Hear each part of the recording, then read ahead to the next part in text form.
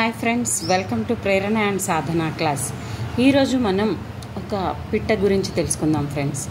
అసలు పిట్ట తన చిన్న పిట్టలకి అంటే తన పిల్లలకి ఏ విధంగా ఆహారాన్ని సంపాదించి పెడుతుంది.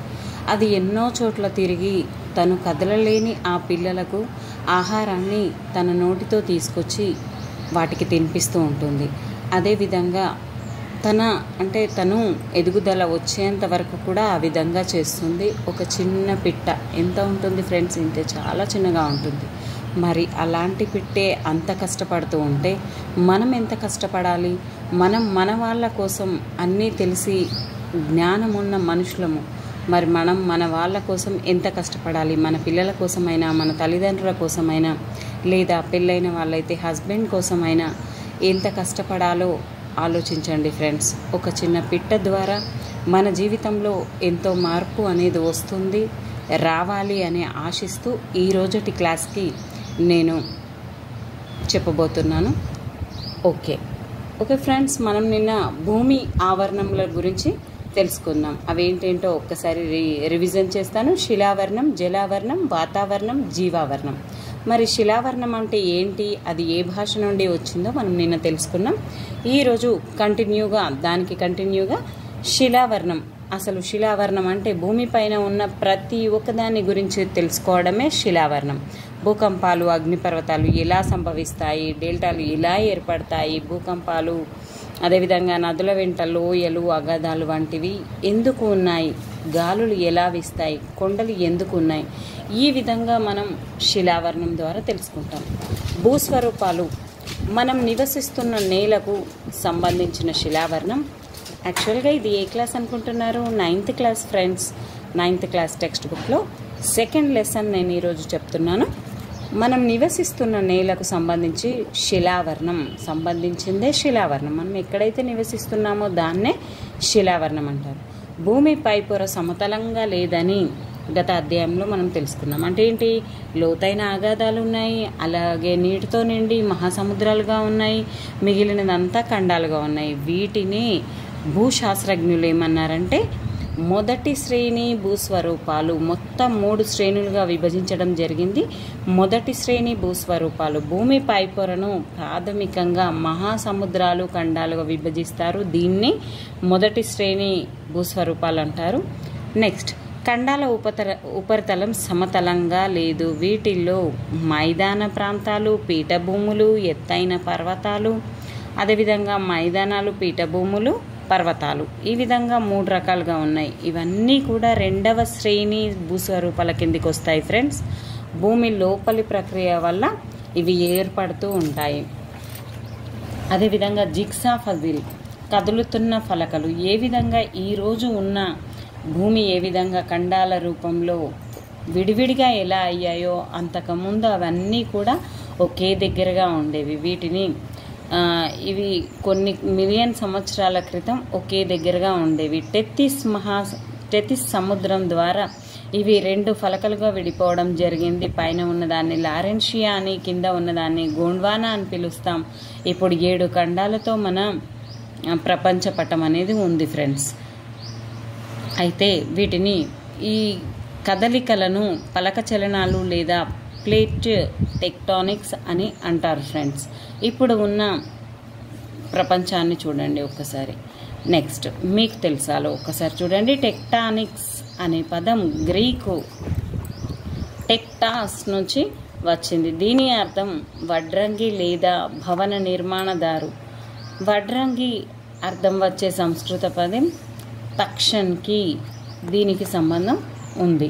అయితే ఇప్పుడున్న ఆఫ్రికా, ఉత్తర అమెరికా, దక్షిణ America, Indo Australia, Antarctica, Eurasia, Pacific అన్నవి చాలా పెద్ద ఫలకలు ఫ్రెండ్స్. ఇవన్నీ కూడా నాజ్కా, అరేబియా వంటివి చిన్న ఫలకలు. ఈ విధంగా పలకల రూపంలో ఈ మధ్యన ఏర్పడడం జరిగింది. సముద్రపు నేల విస్తరించడం. ఏ విధంగా మరి సముద్రం నేల అనేది విస్తరిస్తుంది? సముద్రాల్లో భూమి పైపొరను అధ్యయనం చేస్తున్న భూశాస్త్రజ్ఞులు పసిఫిక్ మహాసముద్రం వంటి కొన్ని మహాసముద్రాల్లో మధ్య భాగంలో మిట్టలు, పర్వత శ్రేణులు ఉన్నాయని తెలుసుకున్నాం. మనం ఏ విధంగా అయితే భూమిపైన చూస్తున్నామో అదే విధంగా అలాంటివే మహాసముద్రాల్లో కూడా ఉన్నాయి ఫ్రెండ్స్. ఇదంతా చాలా వింతైన ప్రపంచం.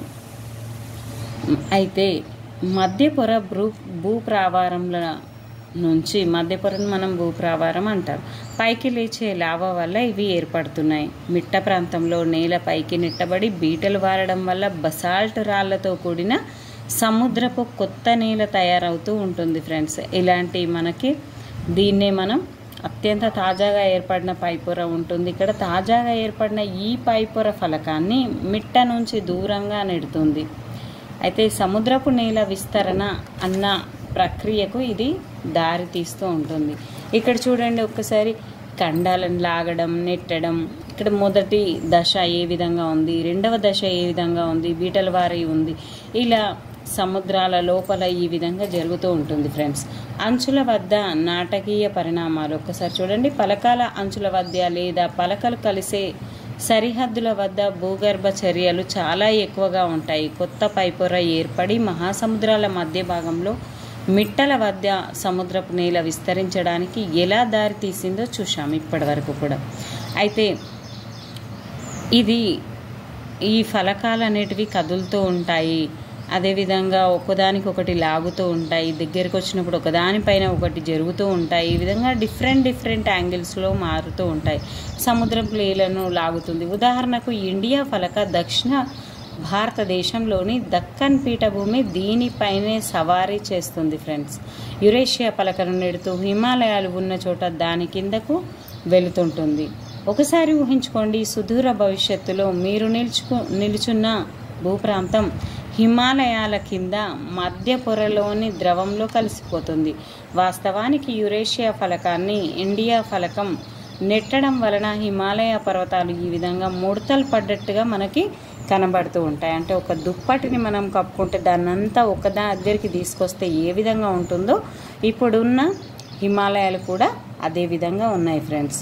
అయితే ఇక్కడ మనకి చాలా ఎత్తైన పర్వతాలు ఉన్నాయి ఒక్కొక్క ఖండంలో. హిమాలయాలు అనేటివి ఇండియా అంటే ఆసియాలో ఉన్నాయి ఫ్రెండ్స్. యాండిస్ పర్వతాలు దక్షిణ అమెరికాలో ఉన్నాయి. అదేవిధంగా రాఖీ పర్వతాలు ఉత్తర అమెరికాలో ఉన్నాయి. ఆల్ప్స్ పర్వతాలు అనేటివి ఐరోపాలో ఉన్నాయి. నెక్స్ట్, ఆకస్మిక నిదాన కదలికలు చాలా ఆకస్మికంగా జరుగుతూ ఉంటాయి. వీటి కదలికల వల్ల అగ్నిపర్వతాలు పేలటం, అదేవిధంగా భూకంపాలు అనేటివి రావడం అనేది చూస్తూ ఉంటాం మనం. అగ్నిపర్వతాలు మరి ఏ విధంగా ఏర్పడుతున్నాయి? ఈ అగ్నిపర్వతాలు ఇక్కడ చూడండి ఒకసారి. మాగ్మా లోపల ఘనీభవించి శిలాద్రవంగా మారిందే మాగ్మా, బయటకు వచ్చిన దాన్ని లావా అంటాం ఫ్రెండ్స్. ఇక్కడ ఈ మధ్య గొట్టం గుండా ఈ విధంగా బయటకు వస్తుంది. ఇది బూడిద రంగులో ఉంటుంది, బూడిద పొరలుగా ఉంటాయి. అయితే ఇక్కడ దీంతో పాటుగా పర్వతంని వాల్కనో అంటాము ఫ్రెండ్స్ ఇంగ్లీష్లో. ఒక రంధ్రం ద్వారా ఇది బయటకు అనేది వస్తుంది. కరిగిన పదార్థంతో పాటు భూమి లోపలి పొరల్లోంచి నీటి ఆవిరి, పొగ, అనేక రకాల వాయువులు ఎగజిమ్ముతాయి. పొగ, బూడిద, ధూళి వంటివి వాతావరణంలో కలుస్తాయి. కరిగిన పదార్థం చల్లబడి కఠిన శిలలుగా ఏర్పడి వీటిని అగ్నిశిలలు అంటారు ఫ్రెండ్స్. లావా కొంత భాగం పైకి రాకుండానే కింది పొరల్లోనే చల్లబడి శిలలుగా గట్టి పడుతుంది. దీన్ని అంతర్గత భూస్వరూపాలు అంటారు. పురాతన శిలలతో ఇది కప్పబడి భూమి లోపల కప్పి ఉన్న శిలలు భూమి కోత వల్ల తొలగిపోయినప్పుడు ఈ లోపలి శిలలు బయటపడతాయి. వీటిని బహిర్గత శిలలు, బహిర్గత స్వరూపాలు అని కూడా అంటారు. ఇవన్నీ అగ్నిపర్వతాల నుంచి వచ్చినవే కానవసరం కూడా లేదు. భూమిలో ఉన్న పగుళ్ళ నుంచి బయటకు వచ్చి చుట్టుపక్కల వ్యాపించడం వల్ల కూడా కొన్ని ఏర్పడుతూ ఉంటాయి. దక్షిణ పీఠభూమిలో అనేక సార్లు ఈ రకంగా లావా వెలుపలికి వచ్చి లావాతో కూడుకున్న విస్తార పీఠభూమిగా ఏర్పడడం జరిగింది. మనం ప్రపంచంలో ముఖ్యమైన అగ్నిపర్వతాలను ఇంతకుముందే తెలుసుకున్నాం. ఒక్కసారి చదువుతాను. స్ట్రాంబోలి ఇక్కడలి Sicily, Mount Pelee West Indies, Mount Vesuvius Italy, Fujiyama Japan, Cotopaxi Ecuador, Mayon Philippines, Barren Narcondam భారతదేశం, Kilimanjaro Tanzania. Okay friends, Pacific అగ్నివలయం గురించి ఒక్కసారి చూడండి. పసిఫిక్ మహాసముద్రం అంచున ఎక్కువగా భూకంపాలు సంభవించడం, అగ్నిపర్వతాలు పేలుతూ ఉంటాయి. దశాబ్దాల పాటు ఇదంతా మనం గమనిస్తూనే ఉన్నాం. ప్రపంచంలో ఇప్పటికీ సజీవంగా ఉన్న అగ్ని పర్వతాల్లో ప్రతి 3 వంతులు కూడా మనకు పసిఫిక్ సముద్రంలోనే జరుగుతూ ఉంటుంది. ఫలక చలనాల సిద్ధాంతం ద్వారా ఇదంతా వెల్లడైంది ఫ్రెండ్స్. పసిఫిక్ మహాసముద్రం అంచున అంతటా ఫలక సరిహద్దులు ఉన్నాయి. ఈ ఫలక సరిహద్దుల వద్దనే అగ్ని పర్వతాలు, భూకంపాలు సంభవిస్తూ పసిఫిక్ అగ్ని వలయం అన్న పేరును తెచ్చిపెట్టాయి. అంటే చాలా అగ్నితో కూడుకుంది వస్తుంది కాబట్టి దానికి ఆ పేరు వచ్చింది. బాహ్య ప్రక్రియలు, ఇప్పటి వరకు మనం అంతర్గత ప్రక్రియలను చూసాం. ఇప్పుడు బాహ్య ప్రక్రియలు ఏంటి మరి? అంతర్గత ప్రక్రియల వల్ల కొండలు, గుట్టలు పైకి ఎట్లా నయిస్తాయో తెలుసుకున్నాం. గాలి, నీరు వంటి బయటి శక్తులు నిరంతరం భూమి ఉపరితలంపై ఒరవడిని కలిగిస్తుంటాయి. ఈ నిర్మాణాత్మక విధ్వంసక శక్తుల అంతః సంబంధాలతో ప్రస్తుతం మనం చూస్తున్న అనేక రకాల భూస్వరూపాలు అనేటివి ఏర్పడడం జరిగింది. ఇప్పుడు భూముల్లో ఏ విధంగా పల్లంలో ఎలా ఉన్నాయి, గుంతల్లో ఎలా మేట వేస్తాయి, కొట్టుకుపోవడం, మేట వేయడం, ఈ ప్రక్రియలన్నీ కూడా బయట వాతావరణం ద్వారా గాలి, నీరు వల్ల భూస్వరూపాలుగా భూగర్భ శాస్త్రజ్ఞులు 3వ శ్రేణి భూస్వరూపాలు అంటారు. గాలి, నీరు వల్ల పైన ఏర్పడిన వాటిని 3వ శ్రేణి భూస్వరూపాలు అంటారు. కొండలు, లోయలు, డెల్టా, ఇసుక పర్వతాలు వంటివి ఈ భూస్వరూపాలకి ఉదాహరణలుగా చెప్పుకోవచ్చు.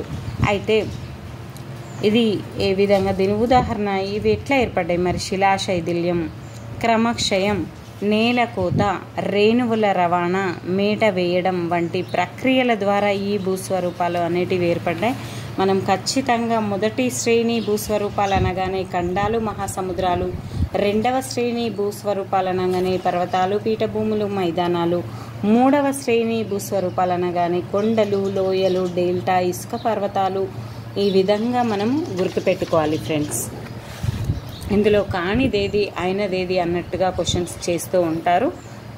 దీనిని వికోశీకరణ ప్రక్రియ అని అంటారు. ప్రస్తుతం చూస్తున్న పల్లపు భూములు ఒకప్పుడు పర్వతాలు, పీఠభూములుగా ఉండేవి.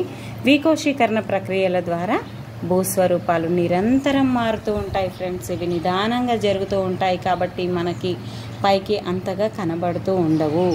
ఏర్పడ్డ తర్వాత ఓహో ఇక్కడ ఇంతకు ముందు ఇది ఉండే, ఇప్పుడు ఇలా ఉంది అని మనం గమనిస్తూ ఉంటాం. చూడండి ఫ్రెండ్స్, ఇంకొక టైటిల్, గాలి, నీరు, భూమి ఉపరితలాన్ని మార్చివేసే విధానం. గాలి, నీరు వీటిని తక్కువ అంచనా వేయవద్దు ఫ్రెండ్స్. ఇవి చాలా ఫోర్స్గా వచ్చి మన భూమి మధ్య పొరలోంచి వచ్చిన ద్రవ పదార్థాలతో శిలలు ఏర్పడ్డాయని మనం తెలుసుకున్నాం. అయితే ఇవి ఏ విధంగా మరి తేడా తీసుకొస్తున్నాయి బయట ప్రపంచంలో? శిలాశైథిల్యం అంటే ఏంటి? వాతావరణ శక్తుల వల్ల శిలలు విచ్ఛిన్నమయ్యే ప్రక్రియ ఇది.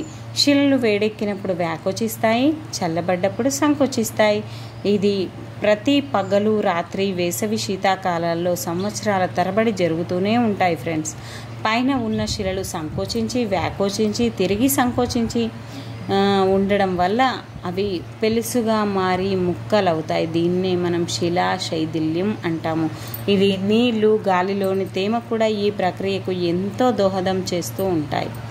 ఓకే, బయటి పొర అనేది రంగు మారుతుంది. అదే రాయి లోపలి పొర కంటే బయటి పొర నుండి చిన్న ముక్కలు చేయడం చాలా తేలికగా ఉంటుంది. ఎందుకంటే రసాయన సమ్మేళనం అనేది జరుగుతూ ఉంటుంది. ఇక్కడ గాలి, నీటి ప్రభావం అనేది చాలా ఎక్కువగా ఉంటుంది. నెక్స్ట్, క్రమక్షయం. ప్రవహిస్తున్న నీటికి, గాలికి ఎంతో శక్తి ఉంటుందని మనందరికీ తెలిసే ఉంటుంది. అది శిలలను నిదానంగా కరిగించి వేస్తుంది. మట్టి పైపొరలను తొలగించి వాన, నది, ప్రవహిస్తున్న భూగర్భ జలం, సముద్ర అలలు, హిమాని నదాలు వంటి అనేక రూపాల్లో నీళ్లు ప్రభావం చూపుతాయి. గాలి కూడా స్థిరమైన గాలులు, ఈదురు గాలులు, తుఫాను గాలులు వంటి అనేక రూపాలను తీసుకుంటుంది. గాలి, నీటి శుష్కల కారణంగా భూమి ఉపరితలం పైపొరలు కొట్టుకుపోవడాన్ని, ఇక్కడ చాలా గుర్తుపెట్టుకోండి, కొట్టుకుపోవడాన్నే క్రమక్షయం అంటారు. అదేవిధంగా రవాణా, మనం ఒక చోటి నుంచి ఒక చోటికి ఏ విధంగా అయితే వెళ్తున్నామో దాన్నే రవాణా అని ఇలా అంటాము.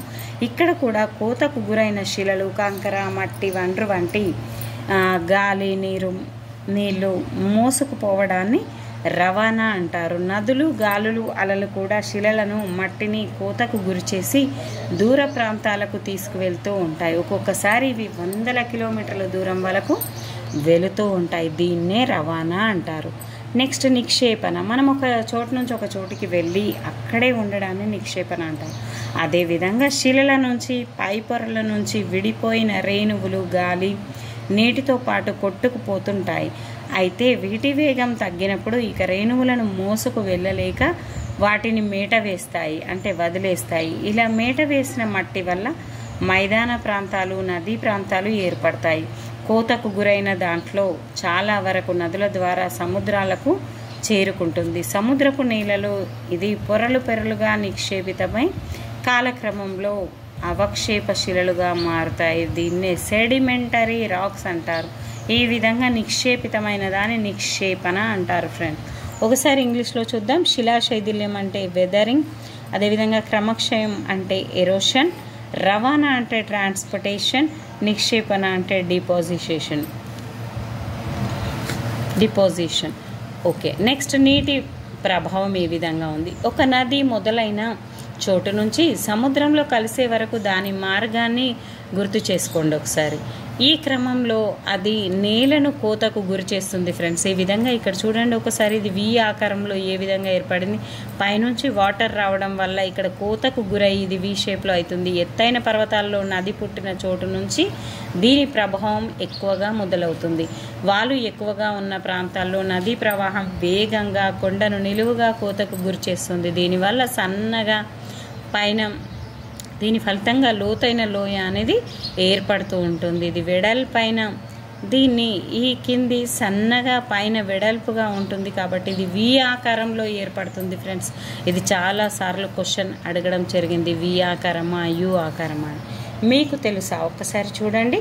ప్రపంచంలో అతిపెద్ద అగాధ దరి అయిన గ్రాండ్ కానియన్ కొలరాడో నది మీద ఉంది ఫ్రెండ్స్. ఇది కొలరాడో నది మీద ఉంది. ఏంటి గ్రాండ్ కానియన్ అనేది? ఇక్కడ ఆనకట్టలు కట్టడానికి గార్జెస్ అనువుగా ఉంటాయి. చూడండి, రాళ్ళు, శిల గట్టిగా ఉన్న ప్రాంతాల్లో నది తన ప్రవాహ మార్గాన్ని సన్నటి లోతైన లోయగా కోస్తుంది అని అంచులు నిటారుగా ఉంటాయి. వీటిని గార్జెస్ అంటారు. వీటికి ఉదాహరణ ఏంటి మరి? గోదావరి నది మీద పాపి కొండల వద్ద బైసన్ గార్జ్, కాశ్మీర్లోని ఇండస్ గార్జ్ నదీ నీటి కోతకు మరొక ముఖ్యమైన రూపం అగాధ దరి. దీంట్లో నది అంచులు తీవ్ర వాలుతో చాలా లోతుకు కోతకు గురవుతాయి. గార్జ్ పైన ఎంత వెడల్పుగా ఉంటుందో, గార్జ్ అనేది పైన చాలా వెడల్పుగా ఉంటుంది, కింద కూడా అంతే వెడల్పుగా ఉంటుంది. వాటిని గార్జెస్ అంటాం.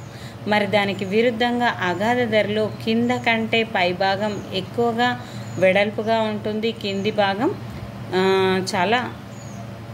కింద కంటే పై భాగం ఎక్కువ వెడల్పుతో ఉంటుంది, అంటే కింది భాగం చాలా తక్కువగా ఉంటుంది అని అర్థం చేసుకోండి.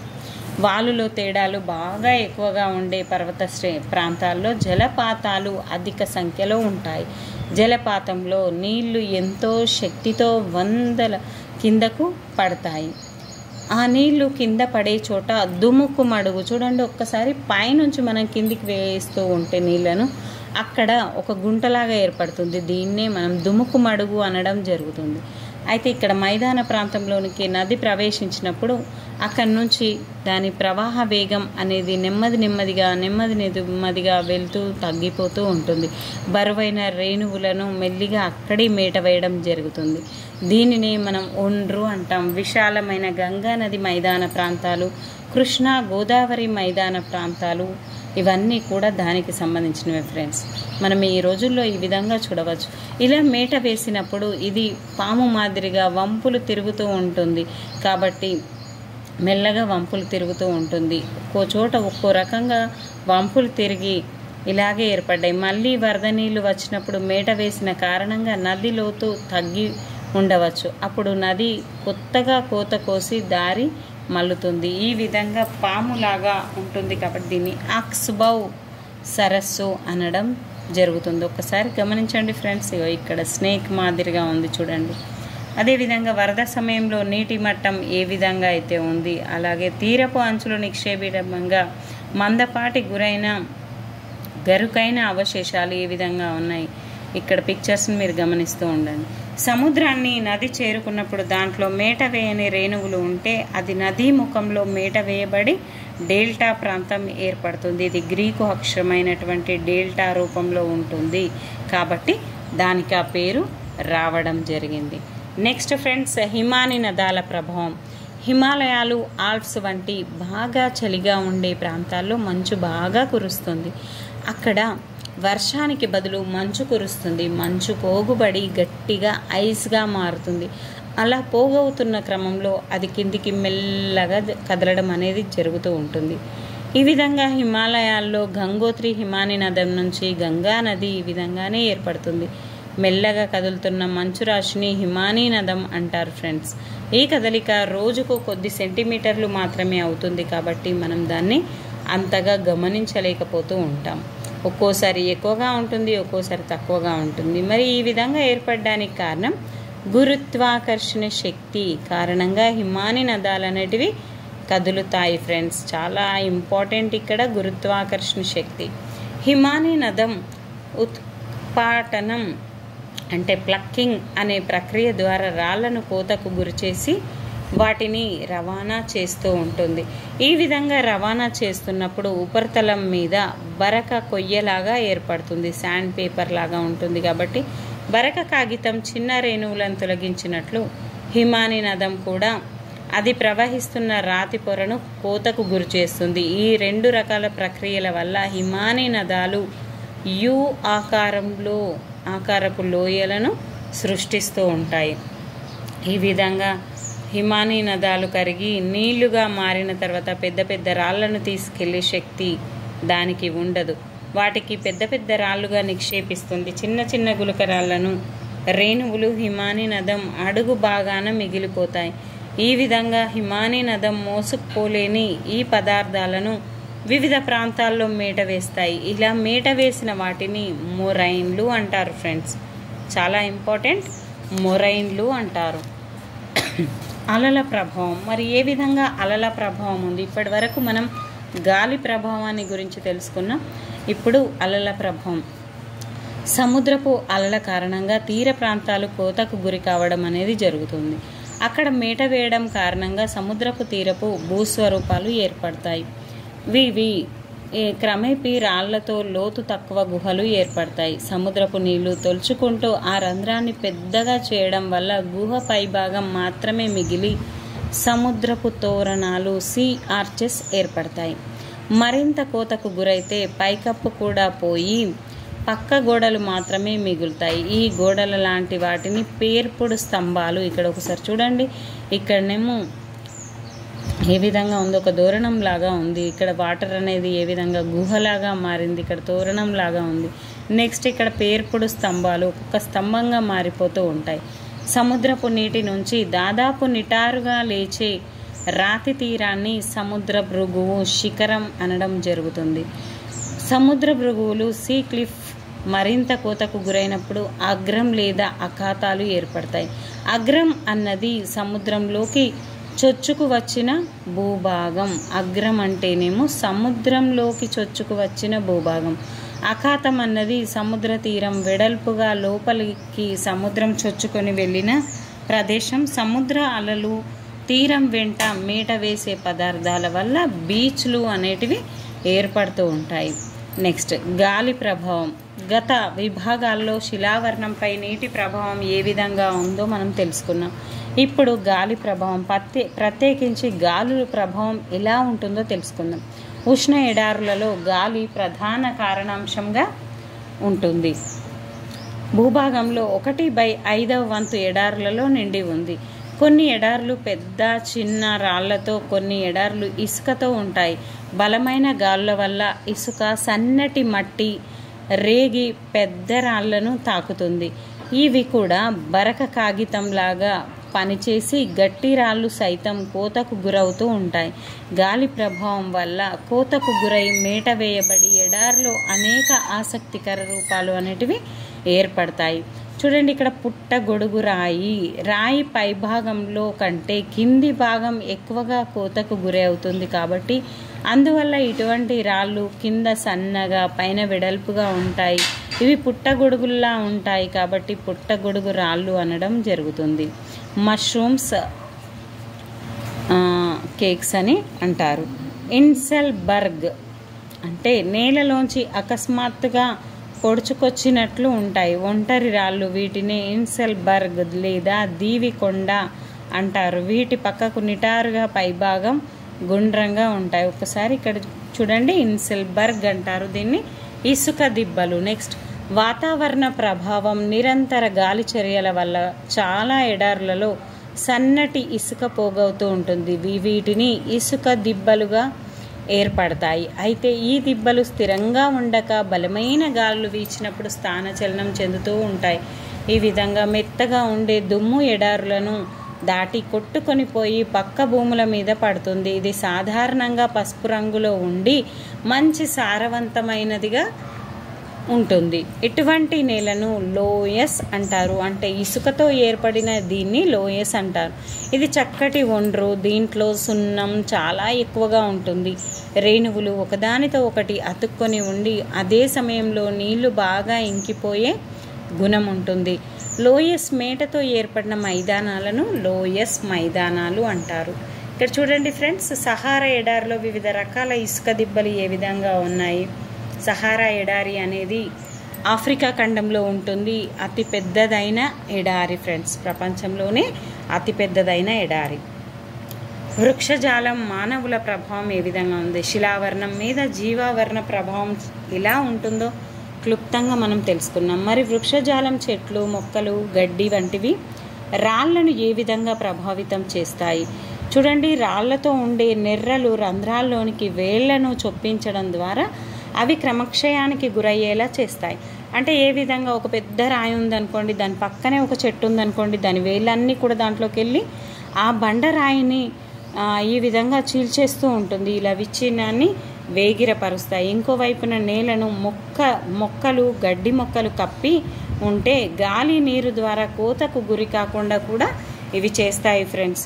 మానవులు ప్రత్యేకంగా పారిశ్రామిక విప్లవం తర్వాత మనం నివసిస్తున్న భూ ఉపరితలాన్ని మార్చివేయడంలో ప్రధాన పాత్రను కలిగి ఉన్నాం. ఈ విధంగా మనం శిలావరణంలో గాలి, నీరు ఏ విధంగా ప్రభావం చేసిందో మనం తెలుసుకున్నాము ఫ్రెండ్స్. Thank you friends. ఈ వీడియో మీకు నచ్చిందైతే, ఈ మధ్య మీరు ఎవ్వరు కూడా కామెంట్స్ చేయట్లేదు, ప్లీజ్ ఫ్రెండ్స్ కామెంట్ చేయండి. ఇంకా ఏ విధంగా నేను చెప్పాలి, ఏ విధంగా నా టీచింగ్ మెథడ్ని మార్చుకోవాలో మీరు ఇన్స్ట్రక్షన్స్ ఇస్తే, మీకు ఏ టాపిక్ కావాలో కూడా ఇన్స్ట్రక్షన్ ద్వారా ఇస్తే నేను ఆ టాపిక్ని ఖచ్చితంగా ట్రై చేస్తాను friends. Okay friends, thank you everyone. Please comment, subscribe my channel. Thank you everyone.